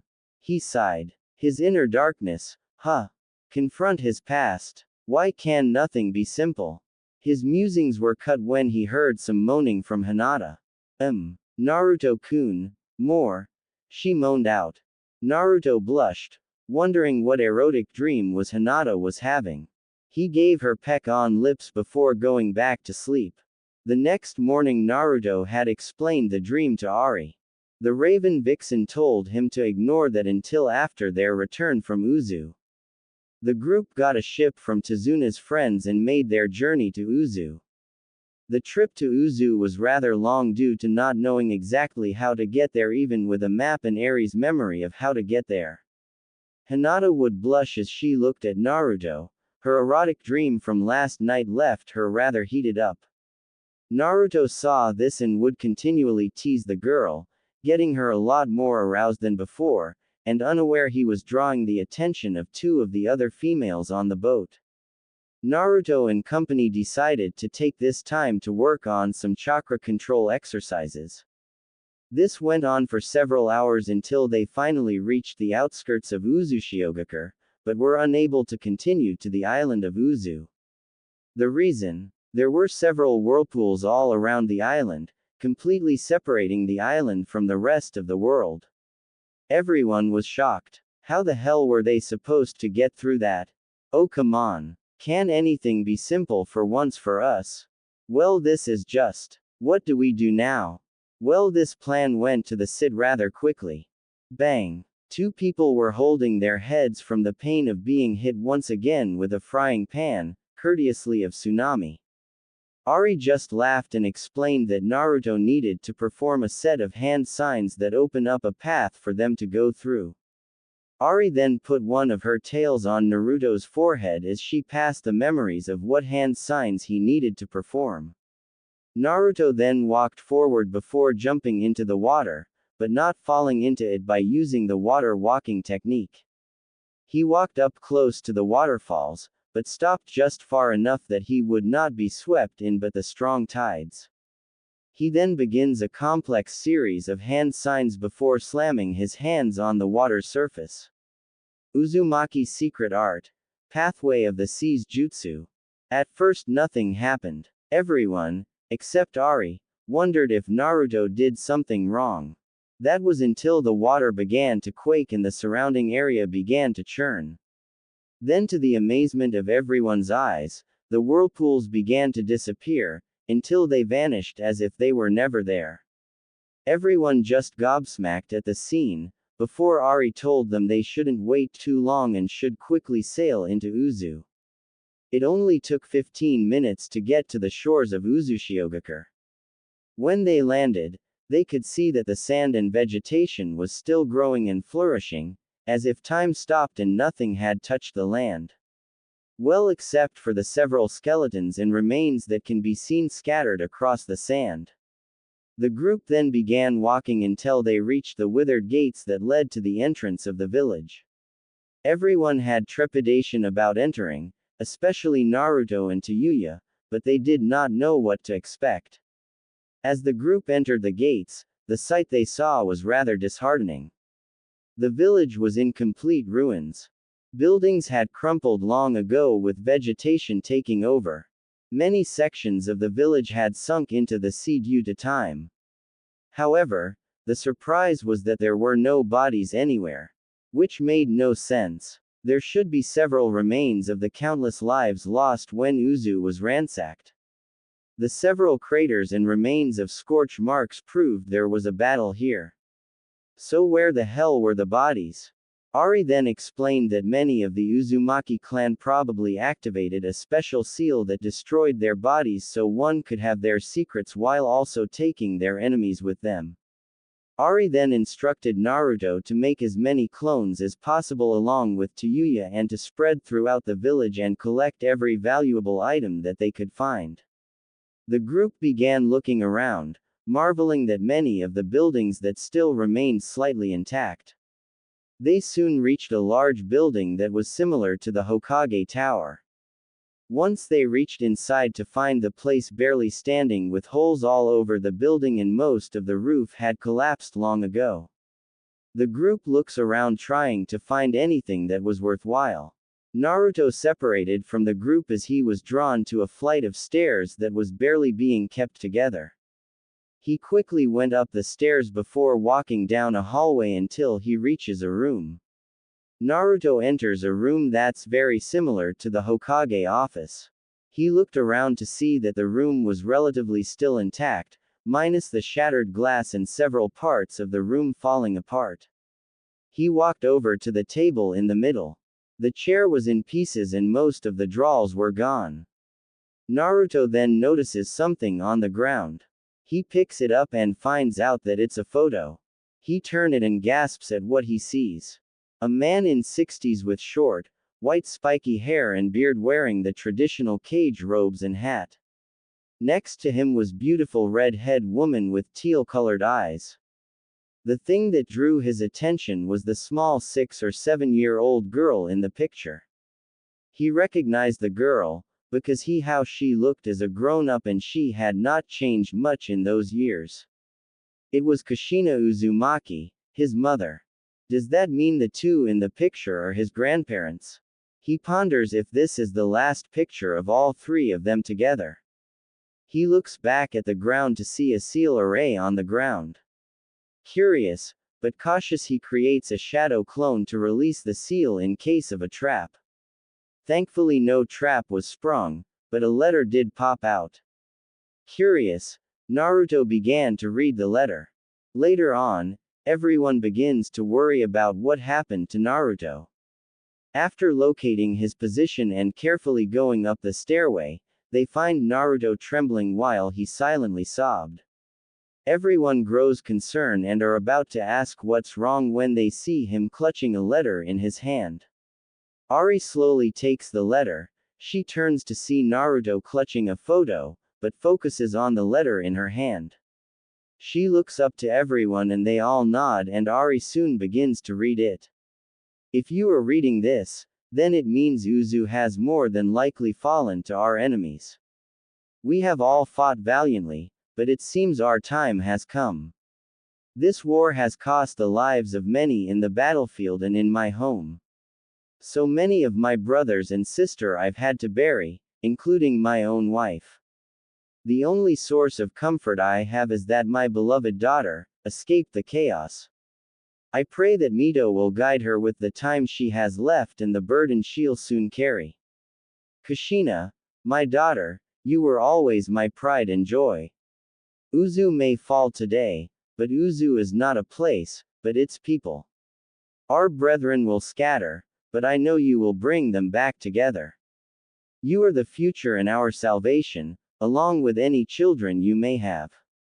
Good luck, my daughter, and never let the Uzumaki die with you.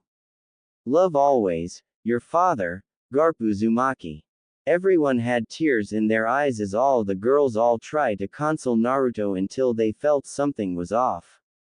Power was emanating from Naruto as he was soon enveloped in a black aura as blue lightning began dancing around him. Naruto had never felt so angry before. His family, his clan, his people. Everything that was rightly his was stolen from him. Naruto gave off a roar of rage and anguish. Lightning exploded off his body as he released a beam of energy into the sky. When everyone regained their bearings, they looked towards Naruto and were shocked at what they were seeing. Naruto was hunched over, but the changes to his physical appearance were very apparent. His nails had become sharp like claws, his hair had become wild and untamed with silver highlights. His birthmarks had become much dark in appearance, several parts of his body was covered in black markings, his eyes were slitted and glowed a menacing blue as lightning flew out of his eyes, and his teeth become sharp as his fangs protruded from his lips. However, the most shocking physical change were the dark wings that protruded from Naruto's back. They were multi-layered and similar in structure to a bird's, but the wings seemed more scaly and had silver markings all over them. The other thing everyone noticed was the dark silhouette that formed above Naruto. It was in the shape of a monstrous quadrupedal creature with Naruto's wings. Everyone stared wide eyes at this. What is that? They all thought, except Ari, who looked in shock at the silhouette. Of all creatures, the Shinigami chooses that. A creature of legend that could rival my siblings and myself in actual power and abilities. I don't know if I should be relieved or worried at the power that'll be in Naruto's disposal. Ari thought in awe and some arousal. Naruto continued to glare at the ground, feeling more anger than he ever had before. He had noticed the differences to his body, but paid them little attention. Congratulations, Hikari. You've unlocked a portion of the dragon power within you. But make no mistake, until you face me, you'll never master this power fully. Yami Naruto said to him. Naruto paid little mind to Yami's rambling for the moment. He had bigger things to worry about. He turned to everyone with a burning gaze of determination. This will not be the end. This is far from the end. I will not their sacrifice be vain. My brethren, my clan, my people, my grandfather will not have died in vain. Uzu will rise to glory once again. It took some time for Naruto to calm down and be able to retract the extra appendages and transformation. Ari said that he probably won't be able to use those appendages again until he more control of the power, and they can't ever rely on him always getting emotional to use that power. Hinata and Tayuya commented that they liked the wings. This got them kisses on the cheek, which caused the two to blush. Ari pouted that she did not get a peck on the cheek. However, when Naruto was about to give her one, she turned her head and Naruto gave her a kiss on the lips. Naruto moved back with his face red as Ari giggled in victory as she walked away. The girls, not wanting to be outdone by the fox vixen, each gave Naruto a kiss on the lips before walking away. Naruto just stood frozen before he regained his senses as he followed them to find more valuable items. The rest of the day was spent on collecting anything they could find, and planting a seal to allow them to teleport whenever they want without having to travel by sea, thanks to Ari. Although they will have to test it with a shadow clone to be safe. The group returned to find that someone was waiting for them. This person was a pale-skinned woman with dark purple hair and reddish-brown eyes. She had a rather voluptuous figure, and was wearing a long revealing, violet dress, sporting a striped pattern. All the guys blushed as the girls minus Ari glared at the woman in envy. Hello, how may I help you? Tazuna asked politely. The woman smiled. I was sent here to help Naruto-kun, she replied. This caused everyone to perk up. Me. Not to be rude, but why would such a pretty lady like yourself want to help me? Naruto asked as he pointed to himself. The woman just smiled in amusement. Ah, thank you, Naruto-kun. You're as cute as I was told. She giggled, with Naruto blushing a storm, while Hinata and Tayuya were not the least bit amused. To answer your question, of course I came to help you. Why else would the Shinigami bring me here? She said innocently. That made everyone stiff as their eyes widen. She couldn't mean. Why you mean you're? Naruto stuttered out as the woman nodded. Yes, I will be one of the many allies that the Shinigami will bring to you. My name is Ultir Milkovich. I am a half-blood or demigod to some. Daughter of a mortal and a god. I am the daughter of Medea, goddess of magic. And we have much to discuss, Naruto-kun. She ended with a lustful purr as he glopped Naruto into a hug with his head between her. Tazuna glared in envy, Tsunami blushed as she covered Inari's eyes, Hinata and Tayuya glared in envy and jealousy for the woman's figure, and Ari just giggled in amusement at the scene. Things were just getting interesting for the future Uzukage. 1 month has passed since the young woman known as Ultir came into the lives of Naruto and company. It had been a rather interesting experience for all of them. Ultir explained that the Shinigami brought her to assist Naruto in his development and to help him and his allies in the recreation of Uzushio. She also explained that the Shinigami may bring others to assist as powerful allies and perhaps something more for Naruto. This got Naruto and the girls, except Ari, to blush a deep crimson. What didn't help was Ultir's chest bouncing in front of him as she teased Naruto. The blonde teen could do nothing but faint after the overstimulating image, which got a giggle out of Ultir and Ari. Ultir then explained that one of the things she wants to teach Naruto and the others about is magic. This surprised Naruto and the rest as they believed that magic could only be found in fairy tales. However, Ultir explained that magic has been part of human civilization just like chakra. After all, chakra existed in everyone and no one became apparent of it until Kagaya awakened it within her. Her sons then taught the rest of their followers how to unlock it as well. Magic works the same way. The biggest difference being that magical energy is created by absorbing particles from nature known as nanoparticles. Once a person's magical container is awakened in a person, they automatically absorb the particles into their bodies to replenish any depletion of their magical energy. There are also several types of magic just like with jutsus. Ultir offered her vast knowledge of magic for them to use as they liked. Naruto and the others were ecstatic. This could really be useful for them, and could be a useful edge against their enemies. Each of them decided to learn some basic magic before getting into the more complex subjects. Naruto stated they should all put some focus on learning teleportation and telepathy magic. This intrigued everyone and explained that being able to communicate with everyone on the fly without interference and teleport to one another when there's danger will be a very important skill to have for themselves and for their allies. Everyone agreed to that logic and began to set aside time to learn telepathy and teleportation magical. While this went on, Hinata asked Ultir and Ari for advice on herbs and other plants that could be crushed and mixed to make more potent healing herbs and poisons, which the two were happy to show her. Ultir also gave her some books on water and wind applications in the medical field along with several others on human anatomy and biology. Hinata took this with great appreciation along with the other books and scrolls she borrowed from Naruto's collection that came from Uzu and his parents. Speaking of that incident, ever since that day, Naruto trained like a man possessed.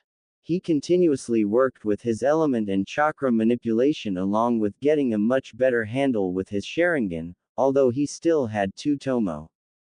But that was a temporary setback for now. His efforts even left Ari stunned as he continued to pile all of the training regiments and barely stopped until he collapsed on the floor from exhaustion. The overzealous determination helped him grow, and with his ability to create hundreds of shadow clones, Naruto's abilities shot through the roof. He had a much better handle of his elements and could now perform jutsus for each of them. Although he still did not have the timing or skill to manipulate 2 of the elements together to create a jutsu, but he was getting there. His skills at sealing were now at low to mid-jonin along with his chakra control. This meant that Naruto and Tayuya could finally start to learn how to use the chakra chains of the Uzumaki clan. The two were progressing quite well in the Vixen's opinion. They had also been studying everything they acquired from Uzu, which seems to be a surprise after surprise. They remembered to set the whirlpools up again to keep unknown strangers out, while they used teleportation seals to send Tazuna and his workers into Uzu to work on restoring and reconstructing the island village, and to return back to Wave. Tazuna mentioned he got in contact with all Naruto's allies and they all agreed to maintain their alliance for the time being until Naruto can get Uzu off its feet. Inari was learning to gain access to his chakra system and also magic with everyone else. The most drastic change to Naruto was in his attire. All of the girls, with Tazuna's family backing them up, told him that the orange jumpsuit had to go for several reasons. 1. The thing made Naruto look like he just came from a prison asylum. 2. He only wore that suit in particularly because it was the only thing he could afford, and he wanted to gain the attention of Konoha, something he no longer desired or wanted. Finally, the suit made him too recognizable. So Naruto changed his outfit with suggestions from Ultir, Ari, and Hinata. His new attire consisted of dark blue ninja pants with black sandals wrapped in red tape. On his arms, he wore black arm warmers that reached just below his shoulders and were also covered in the same red tape. He wore a skin-tight, black tank top. On top of this he wore a black cloak with a white fur lining around the neck with a clear cape on his back that went down to his shins. The Uzumaki symbol was placed on the back and the sides of the shoulder. The finally piece to the outfit was a white kitsune mask. The unique ability of the mask is that once placed on his face, his hair changed from sun-kissed blonde to jet black, basically Menma's outfit from RTN, except the cloak is not as long and the symbols are the Uzumaki red spirals. Needless to say, it was vast improvement if the blushes from Hinata and Tayuya, and smirks from Ultir and Ari were anything to go by. The last noticeable things to occur in the month was Naruto taking Hinata and Tayuya on a date. Hinata's date included a nice dinner before taking walk alongside the beach before sitting down to have a drink and toast to a bright future. The date ended with a very heated and make-out session between the two lovebirds. The date with Tayuya was nothing as extravagant. It was a simple picnic at the top of hill near a waterfall that gave a nice view of Nami under the moon. Naruto was going to give her a light kiss on the lips, but Tayuya, getting a bit impatient, pounced on Naruto and proceeded to give the blonde a very aggressive, but passionate kiss that Naruto easily returned. Now Tayuya joins Naruto and Hinata in the same bed. Ari didn't seem put off that she didn't get a date.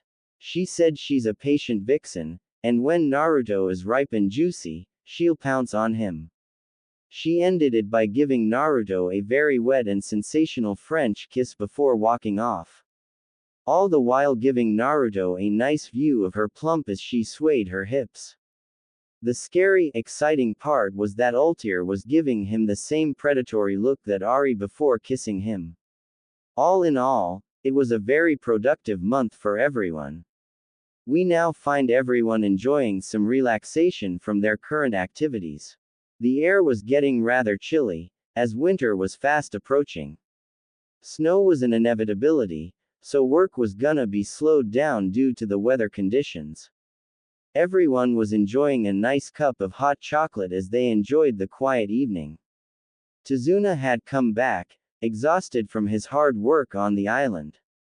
Normally restoration work like Uzu would take years if not a few decades at least. But thanks to Naruto and his ability to create hundreds of clones along with their allies discreetly sending supplies, work was going at a much faster pace. Tazuna estimated that Uzu should be restored in around 4 years. Though that's just the physical aspect. They still needed people to live on the island and have it financially back.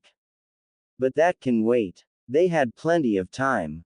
They just had to take this one step at a time. Naruto was currently on the couch as he was snuggled with the girls, each taking a side and enjoying the peaceful tranquility. However, Naruto was cut from his musing when Tazuna called him over. "What's up? Something wrong with the reconstruction?" he asked. Tazuna shook his head. No, the reconstruction is going great, thanks to you and your allies. I swear, I will never understand how your village did not see that you're like a goldmine in getting allies. Naruto just chuckled. Yeah, you can blame that on their naivety, arrogance, and stupidity. Naruto replied and Tazuna nodded. Can't argue with that, he said. So what did you want to talk about? Naruto asked again. Well, one of my pals came back from his usual trip to the land of sea. The place is known for exotic items and its amazing fish. It's one of our best customers to trade with and their items are usually at high prices in other nations. Tazuna explained. Naruto could tell something was off. I am guessing something has gone wrong, right? Yeah, my friend told me that recently, a lot of the fishermen and locals have been disappearing. The natives say this is the cause of some sea monsters. Naruto titled his head. Sea monsters? Yeah, They come from the depths of the ocean and grab whoever is unlucky to be in their line of path, and they're never seen again. Naruto looked skeptical at this. No offense, Tazuna. That sounds to me like some local superstition. What would interest me in this? Well, the thing is that around 10 years ago, a similar series of disappearances occurred. Naruto's eyebrow rose at this. So the two are connected? Tazuna nodded. I believe so. Especially after hearing this tidbit of information. Around that time, the locals said that a shinobi came to do some research on one of these islands. A ninja from Konoha. Now Tazuna had Naruto's attention to the story. According to the locals' descriptions, that ninja was Orochimaru. Naruto's eyes and the eyes of everyone else widen. Orochimaru. They all shouted. Yup. I couldn't believe it either, which is why I decided to take this more seriously and tell you about it. Naruto looked deep in thought. So if Orochimaru is behind these disappearances, what could he be doing there now? Tazuna and the rest shrugged. Naruto was trying to think of a reason of why Orochimaru would be back on the island, until he remembered something. You know, when I was traveling with Jiraiya to find Tsunade, I read through some of his journals and he recorded that Orochimaru had several hidden bases all around the elemental nations. This got everyone's attention. So, it's possible that Orochimaru has a base in the land of sea. Tsunami asked. Naruto nodded. But what could he be doing there? I mean, he has Sasuke, what else could he want? Hinata asked. According to Jiraiya's journals, he was always obsessed with gaining immortality to learn every jutsu in existence. He also had an unhealthy obsession with bloodlines, especially the Sharingan. So he could be experimenting on people like before. Tazuna asked in disgust. Naruto nodded. Everyone was looking at Naruto and saw a glint in his eyes. A glint they understood all too well. So I take it you want to go investigate this? Tazuna asked. Naruto nodded. Yeah, this is too good a opportunity to get a lead on Orochimaru, he said. Naruto-kun, what will we do if we run into Sasuke? Hinata asked in concern. Last time the two fought, they nearly killed each other. Then we do our best to ignore him. Sasuke is currently the least of my concerns. However, if we are forced to confront him, then we hit hard and swiftly.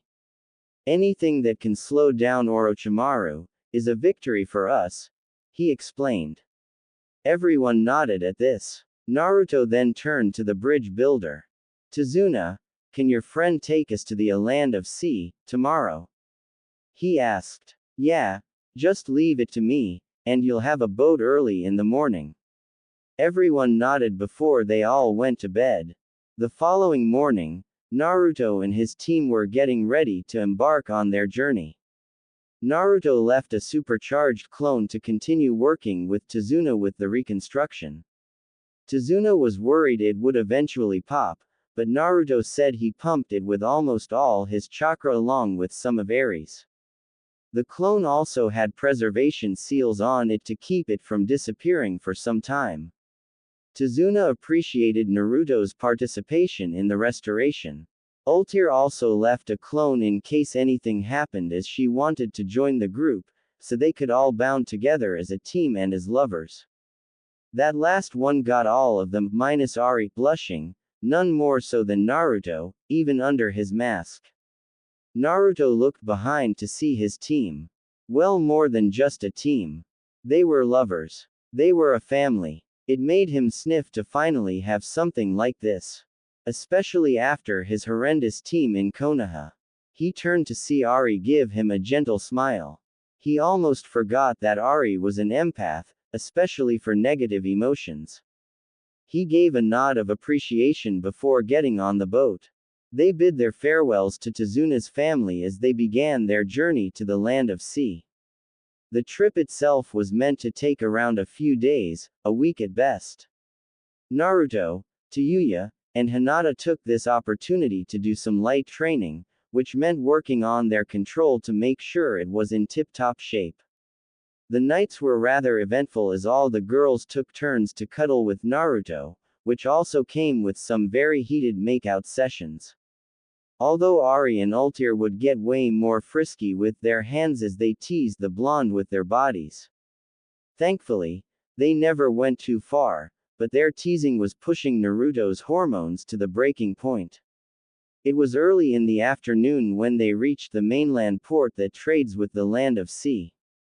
They quickly disembarked and wanted to start looking for any suspicious activities when they heard some screaming. All of them quickly rushed to the source and were shocked at what they were seeing. They were in the middle of the main market, and several civilians were being attacked by several creatures that looked like a cross between a regular person and some type of fish. Naruto then looked at the girls. Girls, you know the drill. Hinata and Tayuya, transform to conceal your appearance and make sure to only take them down when you're alone with the rest of us. The two girls nodded as they did the transformation jutsu. Tayuya had black hair with silver eyes, while Hinata had blonde hair with golden eyes. Naruto nodded at the transformations. Now let's take them down hard and fast. Naruto then created a few clones before they all jumped into the fray. One of the fishmen was about to attack a young girl when it was sent flying back by a powerful roundhouse kick. The other fishmen and the scared locals turned to see Naruto in his masked disguise. I will give one chance. Give up and surrender, or fight and I kill you all. What will it be? Naruto warned. The fishermen decided to take a third option as they all ran as fast as they could and jumped into the water. One of the fishmen stayed behind and turned to Naruto. Naruto noticed it was Fish Girl with pale yellow skin with light green fish scales. She glared at Naruto before jumping into the water and disappearing. Naruto then turned to see all of the natives rushing towards him, and shouting words of gratitude to him. The girls watched in amusement as Naruto was bombarded by the people giving their gratitude. Suddenly a middle-aged man approached the masked blonde. Thank you for saving my people, young man. Naruto waved him off. It's no problem, it was the least I could do. Although I did not expect those things so soon when I arrived here. By the way, young man, I must ask. Are you or any of your companions, shinobi? Yes, myself and my companions are all freelance shinobi. This seemed to lift the spirits of some of the locals. Then please follow us, we could really use your help. They all began moving into the port's meeting hall. So Mr. My name is Hitode. Naruto nodded. Can you explain what's been going on here?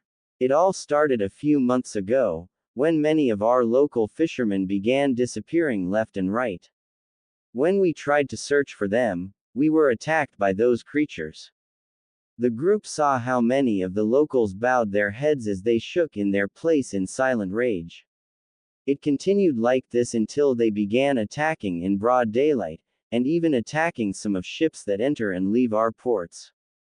This has gotten very bad, because on of our trading ships that is constantly attacked by those things. Naruto could only look in pity. If things continue the way they are now, then this land will crumble. Look, I understand the distress you are feeling right now, and we are willing to help you settle this. Naruto said as everyone else nodded. One of the men scoffed. How do we know we can rely on any of you? None of you look like much. Hell, you're wearing a damn mask. I wear this mask to hide my identity from strangers. I won't trust my identity to people I just met, regardless of who they are. Plus we are the only help you have, and if we leave now, how long will it be before you'll actually get help from one of the ninja villages? If they even send help at all. Hitode and many others began to go on their hands and knees. Please, we will reward you handsomely if you help us. But Naruto waved him off. He didn't need money, but this gave him an idea. We will discuss rewards after we have helped you. Naruto said. Can I ask for your name? Hitode asked. My name is Menma. Menma Uzukage. These are my allies. Ari, Rina, and Kagura. Naruto introduced them. Please someone take them to one of our hotel rooms. The group then went to settle in and work out their next move. Some time later. Later that night, Naruto was walking alone as he was enjoying the nice breeze with the salty air of the sea. Naruto heard something ahead and saw several kids throwing stones at a young girl on the ground. The sight filled Naruto with a large amount of rage as released potent amount of ki as he shouted at them. Hey you shitty brats. Cut that shit out. The children all went running in fear. Naruto sighed as he turned to see the girl looking at him with weary eyes. Naruto reached out to help her up, but the girl just slapped it away before slowly standing up and walking away. Her eyes. They looked like mine once upon a time, he thought before turning around and going back to his hotel room. As Naruto was walking back to the hotel, he felt a pulse. He turned his head to the side of a building. He narrowed his eyes. I know I felt something, he thought before shrugging it off and disappearing in a shushin. Suddenly two figures appeared on the building Naruto was looking at. Phew, that was close. One of the goons said. We'll need to be careful with that one and his allies, said the other. Unknown location. It's an honor to see you again, Orochimaru-sama, said a man in white lab coat. It has been too long, Amachi, the snake Sannin said. Amachi then noticed a young boy next to the bandaged Sannin. This must be the young Uchiha you have taken under your wing. Amok said before he was bombarded by a very potent ki from Sasuke. I would refrain from talking to me. Trash like you should not talk so easily to your betters, he said in an arrogant tone. Now, Sasuke-kun. Don't let Amachi words anger you. Why don't you go and take some fresh air? Sasuke calmed down before scoffing and walking away. You must forgive Sasuke. He has a rather nasty temper. Orochimaru said in an amused tone. I'm surprised that you haven't taken his body yet. Amachi said in confusion. He knew how obsessed the Sannin was with the Uchiha's body. So now that he had it, what was he waiting for? Orochimaru simply chuckled in amusement. All in good time. I have waited for some time, a few more years won't bother me, he said. But I thought your body only lasted for 3 years. Amachi asked in confusion. Indeed, but I have made several improvements and now this body will last for nearly twice as long. What wonderful news. I must tell you that I have also made improvements thanks to your gene splicing research you provided for my Kaima project. I must also thank you for the specimen you have brought me. Especially that boy. His body is simply fascinating to test. Although his rampages are a real nuisance. Yes, Jugo with his episodes can be difficult to handle. It's one of the reasons why I kept the boy locked up. He proved to be such a lovely specimen for my curse mark research, but I have no need for him anymore. Once you finish with your research, you can get rid of him. Amachi nodded. As you wish. Tell me, what about the others you have under capacity? Orochimaru asked in a curious tone. The girls are resilient as always, the boy barely converses, and those clans are getting more mysterious, the more I research them. Orochimaru nodded. I see. Well, I must thank you for the notes on the bloodlines and your own research. I'm sure it can be somewhat useful for me. When you have anything new on those clans, notify me.